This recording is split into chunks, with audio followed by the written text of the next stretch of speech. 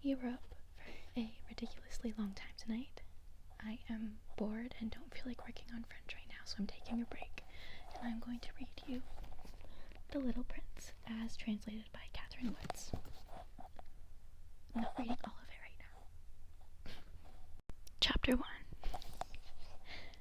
Once when I was 6 years old, I saw a magnificent picture in a book called The True Stories from Nature about the primeval forest.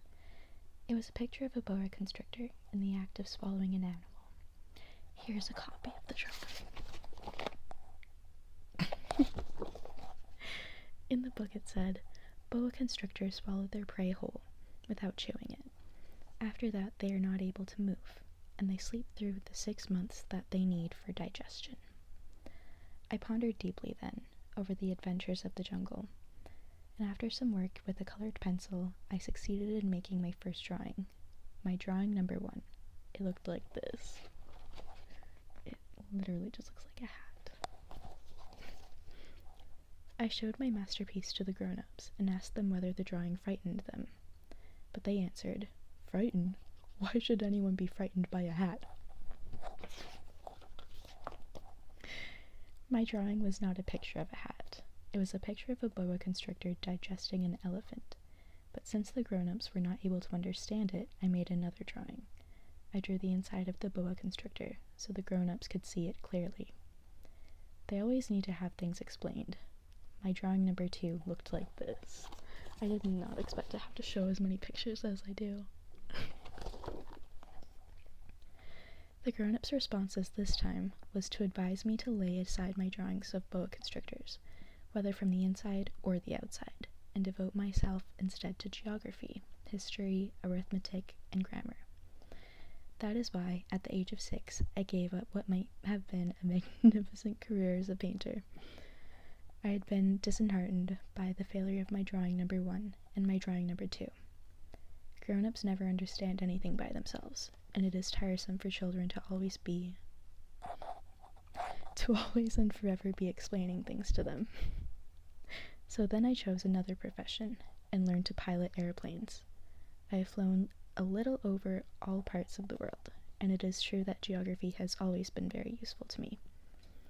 At a glance, I can distinguish China from Arizona. If one gets lost in the night, such knowledge is valuable. In the course of this life, I have had a great many encounters with a great many people who have been concerned with matters of consequence. I have lived a great deal among grown-ups. I have seen them intimately, close at hand, and that hasn't much improved my opinion of them. Whenever I met one of them who seemed to me at all clear-sighted, I tried the experiment of showing him my drawing number 1, which I have always kept. I would try to find out, if this was a person of true understanding, but whoever it was, he or she would always say, "That is a hat." I feel bad now. Then I would never talk to that person about boa constrictors, or primeval forests, or stars. I would bring myself down to his level. I would talk to him about bridge, and golf, and politics, and neckties. And the grown-up would be greatly pleased to have met such a sensible man. If you can't tell, I have a touch of dyslexia. Bear with me. We are on chapter 2. So I lived my life alone, without anyone that I could really talk to, until I had an accident with my plane in the desert of Sahara 6 years ago. Something was broken in my engine, and as I had with me neither mechanic nor any passengers, I set myself to attempt the difficult repairs alone. That was a bad translation. It was a question of life or death for me. I had scarcely enough drinking water to last a week. The first night, then, I went to sleep on the sand, 1,000 miles from any human habitation. I was more isolated than a shipwrecked sailor on a raft in the middle of the ocean.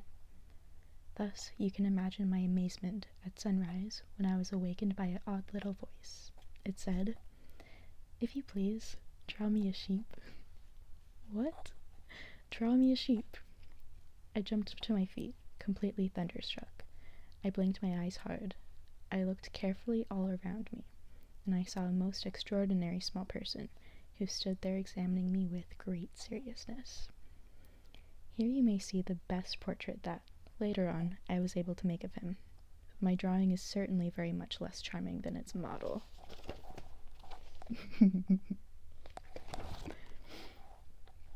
That, however, is not my fault. The grown-ups discouraged me in my painter's career when I was 6 years old, and I never learned to draw anything, except boas from the outside and boas from the inside. Now I stared at this sudden apparition with my eyes fairly starting out of my head in astonishment. Remember, I had crashed in the desert 1,000 miles from any inhabited region, and yet my little man seemed to be neither straying uncertainly among the sands, nor to be fainting from fatigue or hunger or thirst or fear. Nothing about him gave any suggestion of a child lost in the middle of a desert, 1,000 miles away from any human habitation. When at last I was able to speak, I said to him, "But what are you doing here?" And in answer, he repeated very slowly, as if he were speaking of a matter of great consequence, "If you please, draw me a sheep." You need to draw me a sheep now. When a mystery is too overpowering, one dare not disobey. Absurd as it might seem to me, 1,000 miles from any human habitation, and in great danger of death, I took out of my pocket a sheet of paper and my fountain pen. But then I remembered how my studies had become concentrated on geography, history, arithmetic, and grammar, and I told the little chap, a little too crossly, that I did not know how to draw. He answered me, "That doesn't matter, draw me a sheep." But I had never drawn a sheep, so I drew for him one of the two pictures I had drawn so often.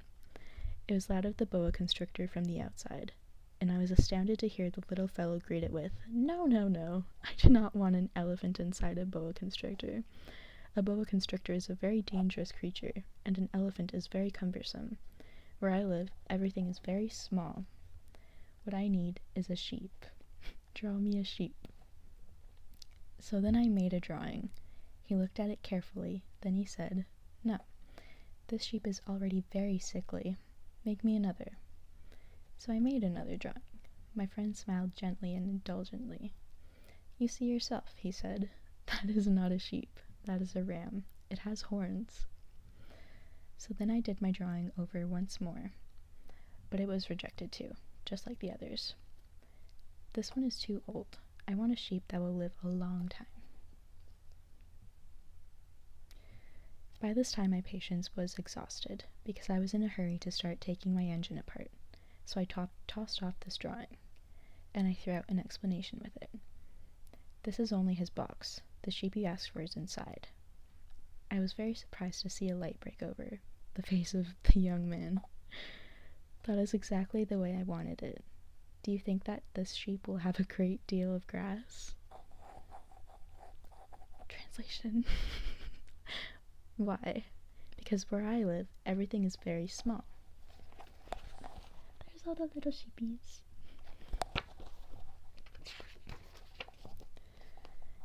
"There will surely be enough grass for him," I said.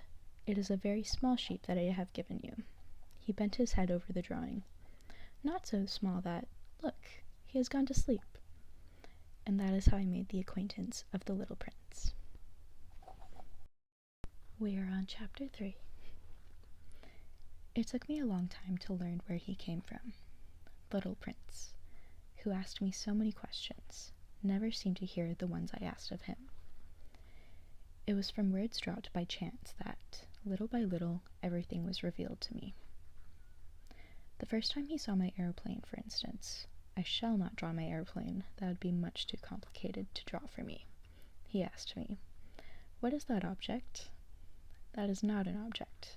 It flies. It is an airplane. It is my airplane." And I was proud to have him learn that I could fly. He cried out then, "What? You dropped down from the sky?" "Yes," I answered modestly. "Oh, that is funny." Me. and the little prince broke into a lovely peal of laughter, which irritated me very much. I like my misfortunes to be taken seriously. Then he added, "So, you too come from the sky. Which is your planet?" And at that moment I caught a gleam of light in the impenetrable mystery of his presence, and I demanded, abruptly, "Do you come from another planet?" But he did not reply. He tossed his head gently, without taking his eyes from my plane. It is true that on that you can't have come from very far away. And he sank into a reverie, which lasted a long time. Then, taking my sheep out of his pocket, he buried himself in the contemplation of his treasure. You cannot imagine how my curiosity was aroused by his half-confidence about the other planets. I made a great effort, therefore, to find out more on this subject. "My little man, where do you come from? What is this, where I live, of which you speak? Where do you want to take your sheep?" After a reflective silence, he answered, "The thing that is so good about the box you have given me is that at night he can use it as his house." "That is so, and if you are good, I will give you a string, too, so that you can tie him during the day, and a post to tie him to." But the little prince seemed shocked by this offer. "Tie him? What a queer idea!" "But if you don't tie him," I said, "he will wander off somewhere and get lost." My friend broke into another peal of laughter. "But where do you think he would go?" "Anywhere, straight ahead of him." Then the little prince said, earnestly, "That doesn't matter. Where I live, everything is so small." And with perhaps a hint of sadness, he added, "Straight ahead of him. Nobody can go very far." Okay, we're on chapter 4. This is the last one I'm reading for you tonight. I had thus learned a second fact of great importance. This was that the planet the little prince came from was scarcely any larger than a house. But that did not really surprise me much. I knew very well that in addition to the great planets, such as the Earth, Jupiter, Mars, Venus, to which we have given names, there are also hundreds of others, some of which are so small that one has a hard time seeing them through a telescope. When an astronomer discovers one of these, he does not give it a name, but only a number. He might call it, for example, Asteroid 325. I have serious reason to believe that the planet from which the little prince has come from is known as Asteroid B612. It's a random-ass number. This asteroid has only once been seen through the telescope. That was by a Turkish astronomer in 1909. On making his discovery, the astronomer had presented it to the International Astronomical Congress in a great demonstration. But he was in Turkish costume, and so nobody would believe what he said. Grown-ups are like that. Fortunately, however, for the reputation of asteroid B612, a Turkish dictator made a law that his subjects, under the pain of death, should change to European costume. So in 1920, the astronomer gave his demonstration all over again, dressed with impressive style and elegance. And this time, everybody accepted his report. If I have told you these details about the asteroid, and made a note of its number for you, it is on no account of the grown-ups and their ways. Grown-ups love figures. When you tell them that you have made a new friend, they never ask you any questions about essential matters. They never say to you, "What does his voice sound like? What games does he love best? Does he collect butterflies?" I'm going to show you the picture before I move on to the next page. Turkish and then European. Instead, they demand, how old is he? How many brothers does he have? How much does he weigh? How much money does his father make? Only from these figures do they think they have learned anything about him.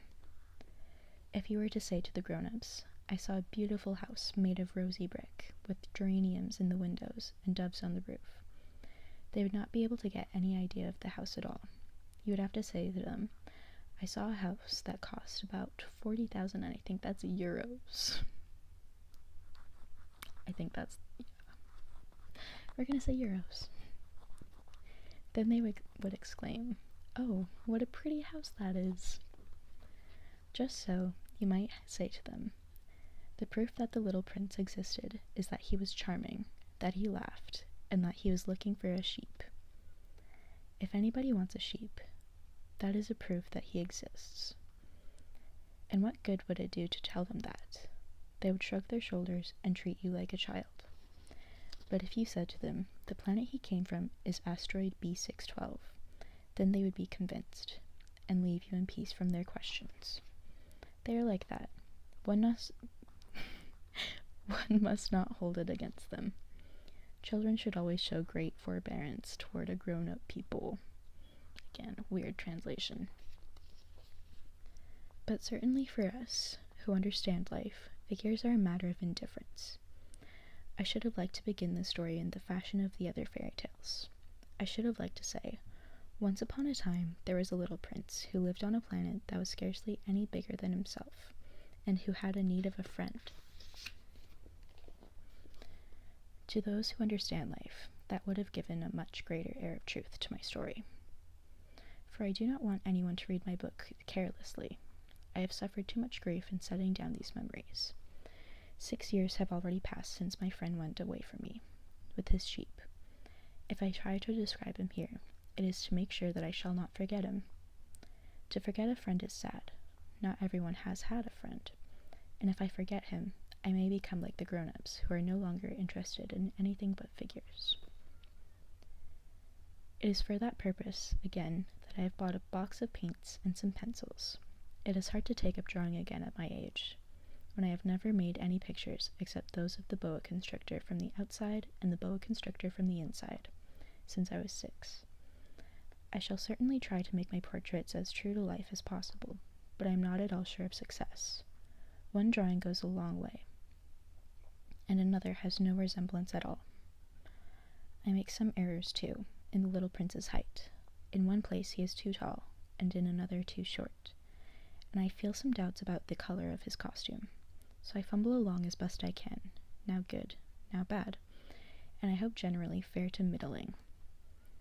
In certain more important details I shall make mistakes, also, but that is something that will not be my fault. My friend never explained anything to me. He thought, perhaps, that I was like himself, but I, alas, do not know how to see sheep through the walls of boxes. Perhaps I am a little like the grown-ups. I have had to grow old.